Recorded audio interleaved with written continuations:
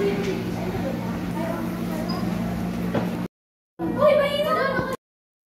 morning, fellow students and teachers. We all know that family budgeting is crucial for maintaining financial kids. At the end of the word and provide as the song that Josh sing. As in dito. Nakakain na ba yung mga anak mo? Hindi lang ako Henry. Ang dami ng letters dito. Kunti lang mahimik na kayo. Nasaan na yung allowance na binigay ko sa inyo?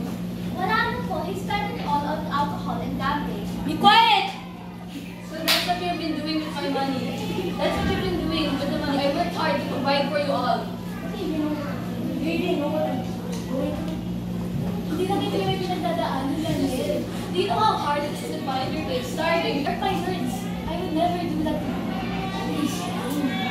Save me the lives. Please,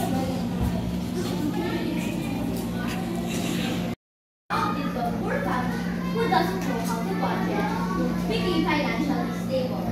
But before we do so, we will introduce ourselves. Ano yung mga mukha nyo? Ang dumi. Wala na tayong makain kasi wala na tayong pera. At wala na rin akong trabaho. Kasi dyan na mga anak.